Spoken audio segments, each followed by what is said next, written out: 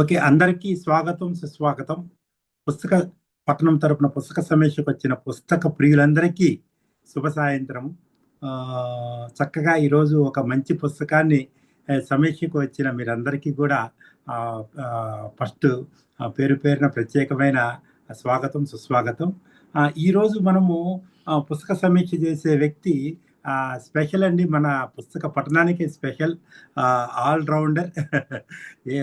అన్ని రకాలుగా any time ఒక బుక్ ఇస్తే మనకి సమీక్ష చేయడానికి కానీ, అన్ని పుస్తకాలు, ఏ పుస్తకాన్నైనా చెప్పగలిగే వ్యక్తి. అంతేకాకుండా పుస్తక సమరీ, అంటే సమీక్ష చేసిన వ్యక్తి సమరీ చెప్పడంలో కూడా మంచి దిట్ట. అలాంటి వ్యక్తి ఇప్పటికి 4 పుస్తకాలు సమీక్షించి ఈరోజు 5వ పుస్తకాన్ని, ఒక మంచి పుస్తకం అర్థం కోసం అన్వేషణ అనే ఒక పుస్తకాన్ని దానికి సమీక్ష చేయడానికి మన ముందుకు వస్తున్నారు. బిఎస్ఎన్ఎల్లో ఏవోగా పనిచేస్తున్న మన పుస్తక పఠనం గ్రూప్కి పుస్తక పుస్తక ప్రియులందరికీ అభిమానమైన వ్యక్తి రామ్మోహన్ రావు గారు ఈరోజు ఈ అర్థం కోసం అన్వేషణ సమీక్ష చేయవలసిందిగా కోరుతున్నాం. Digital dais is your self sir. Welcome sir. Thank you very much, sir, for such a wonderful introduction. And first of all, I would like to thank you for giving me this opportunity to review a wonderful book. I also thank all the members who have joined this session to get some knowledge on this wonderful book, Man's Search for Meaning, written by Viktor E. Frankl. తెలుగులో దీన్ని మనం అర్థం కోసం అన్వేషణ అనే title తో మనకి release చేశారు ఈ పుస్తకము. నేను ముందుగా మన ఆథర్ గురించి, అబౌట్ ది ఆథర్ ఒక 2 నిమిషాలు చెప్తాను.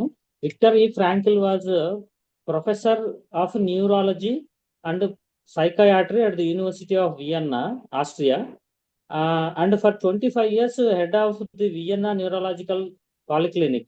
The logotherapy existential analysis founded by him was known as the third Viennese direction of psychotherapy.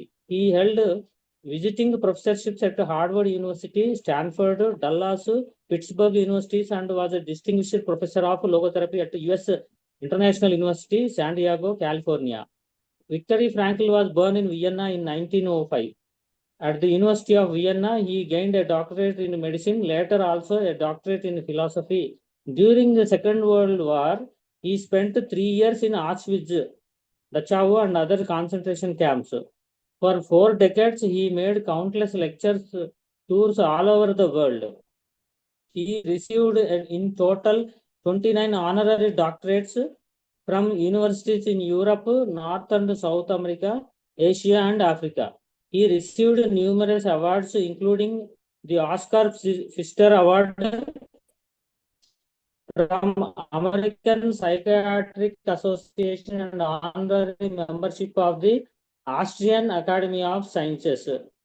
Frankl's 39 books have been published in 50 languages so far. The first English version of this Man's Search for Meaning achieved sales in the millions and was included the list of 10 most influential books in America. Viktor Frankl died in 1997 in Vienna. This is the introduction of Viktor E. Frankl. Next మనము book లో ఇవాళ review చేస్తున్నటువంటి book Victor E Frankl గారు ఆస్ట్రియాలో, వియన్నాలో ఉన్నప్పుడు, అంటే second world war లో, during second world war 1942 సెప్టెంబర్లో Nazi ఉన్నటువంటి అప్పుడు వాళ్ళు ఎవరైతే ప్రభుత్వానికి వ్యతిరేకంగా ఉన్నారో వాళ్ళని అందరినీ అరెస్ట్ చేస్తారు ఒక రకంగా. అంటే వాళ్ళకి కాన్సన్ట్రేషన్ క్యాంప్స్ అని ఉంటాయి, అక్కడికి తీసుకెళ్లి వాళ్ళని ఖైదీలాగానే ఉంచుతారనమాట. హిట్లర్ ప్రభుత్వానికి ఎవరైతే వ్యతిరేకంగా ఉన్నారో వాళ్ళందరినీ తీసుకెళ్లి అట్లా వెళ్తారు. అప్పటికి అతడు డాక్టర్ గా ప్రాక్టీస్ చేస్తున్నప్పటికీ తనని కూడా తీసుకెళ్తారనమాట. సో అక్కడ అరౌండ్ 4 కాన్సన్ట్రేషన్ క్యాంప్స్ లో ఒక క్యాంప్ నుంచి ఇంకొక క్యాంప్కి, ఒక క్యాంప్ నుంచి ఇంకొక క్యాంప్కి ఇట్లా మారుస్తూ ఉంటారు.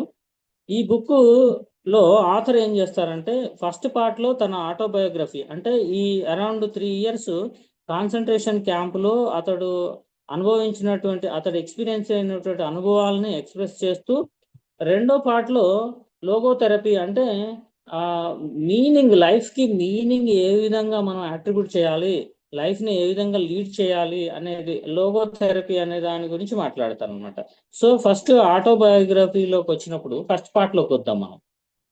అందులో ఏం చెప్తారంటే ఒక ఫేమస్ కొటేషన్ తో స్టార్ట్ చేస్తారనమాట. ఇక అసలు అంటే జనరల్ గా ప్రతి ఒక్కరికి నేనైతే ఈ బుక్ ఎట్లా ఆకర్షితున్నాయనంటే, మ్యాన్స్ సర్చ్ ఫర్ మీనింగ్ అంటే అసలు ఏంటి మీనింగ్, మనం ఏదో ఒక స్థాయిలో ఏదో ఒక స్టేజ్ లో మనకు అనిపిస్తుంది అసలు what is the essence of this life అని మనకు మనం ప్రశ్నించుకుంటాం. అసలు ఏంటి అది తెలుసుకోవాలి.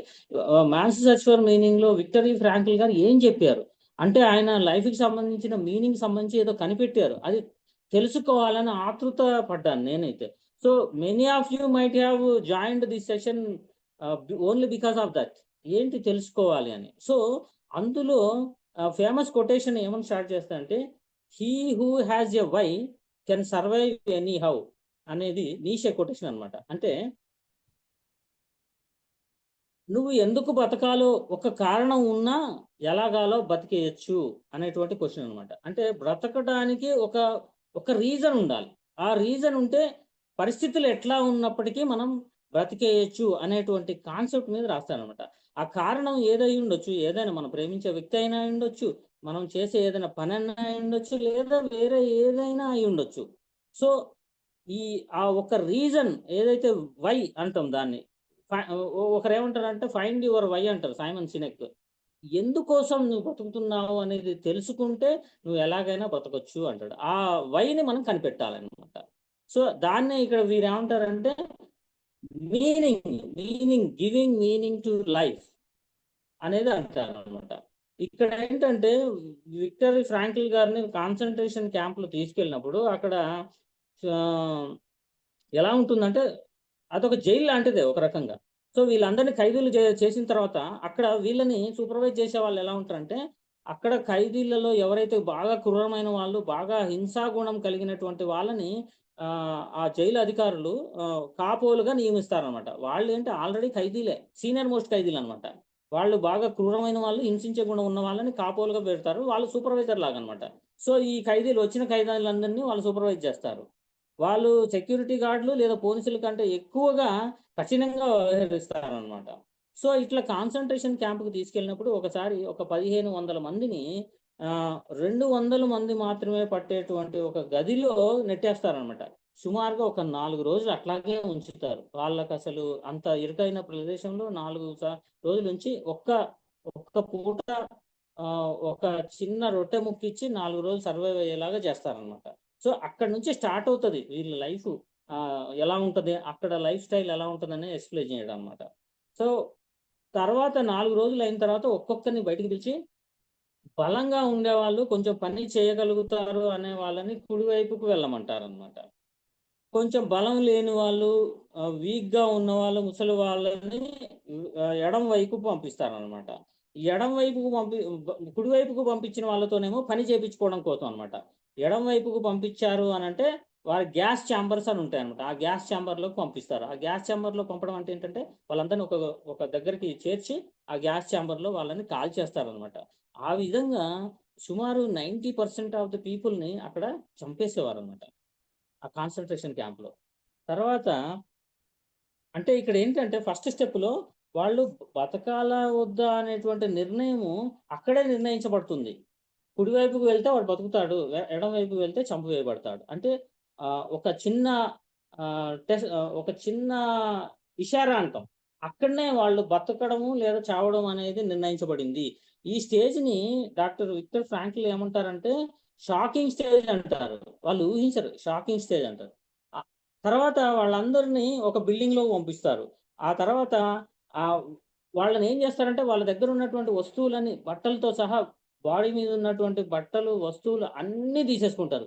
నేకెడ్ గా ఉంటారు. అప్పుడు వాళ్ళ పరిస్థితి ఎలా ఉంటుందంటే వాళ్ళ దేహాలు తప్ప వాళ్ళ దగ్గర ఏమీ ఉండవట. తర్వాత వాళ్ళేం చేస్తారు, ఒంటి మీద ఉన్న వెంట్రుకలు అన్నీ తీసేస్తారు. తీసేసిన తర్వాత వాళ్ళకి అంతకుముందు ప్రీవియస్ ఖైదీలు వాడినటువంటి 6 నెలల క్రితం నుంచి వాడుతున్నట్టు ఎప్పటియో 6 నెలల క్రితం వాష్ చేసినటువంటి బట్టలు ఇచ్చేవారట. చిరిగిపోయినయి, చీకిపోయినయి. ఆ బట్టలిచ్చి అవి వేసుకునేవాళ్ళట. విక్టర్ ఈ ఫ్రాంకిల్ గారికి కాన్సంట్రేషన్ క్యాంప్‌లోకి వెళ్ళినప్పుడు అతనికి ఇచ్చినటువంటి నంబర్ ఏంటంటే 119104. అక్కడ మనుషులు పేర్లతో ఏం పిలవరట.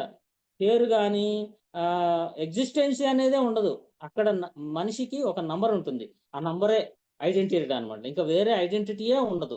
సో, అట్లాంటి పరిస్థితుల్లో వాళ్ళు అక్కడ బ్రతకాల్సొస్తుందన్నమాట. వీళ్ళందరిని తర్వాత ఏం జేస్తారు, ఈ ఏదైతే హెయిర్ రిమూవ్ జేసి ఆ డ్రెస్సులిచ్చిన తర్వాత ఒక 6 అడుగుల ఒక 6 అడుగుల బల్ల మీద 10, 15 మంది చొప్పున పడుకునే ఏర్పాటు చేస్తారట. ఒక 2 దుప్పట్లిస్తారట.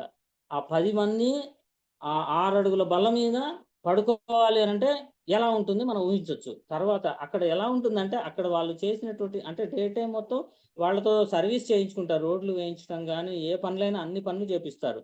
మొట్టమొదట వీళ్ళకి ఎదురైన పనేంటంటే ఆహ్, ఆహ్, మన పారిశుద్ధ్య పనులు చేపిస్తారనమాట. అది ఎంతగా అవి కాలువలు పట్టి పోతా ఉంటాయి, పారుతా ఉంటాయట. ఆ పని చేసేటప్పుడు అది అశుద్ధం ఎత్తేటప్పుడు ఒకవేళ మీద పడ్డా, ముఖం చిట్లించుకున్నా వాళ్ళకి వీపు మీద చ చర్నాకోల దెబ్బలే పడేవంట. చాలా హింసాత్మకంగా ఉండేవట. సో, అంటే రియాక్షన్ లేకుండా ఉండాలి. ఏదన్నా రియాక్షన్ వచ్చినా గూడా వాళ్ళకి శిక్షలు బాగా ఉండేవన్నమాట.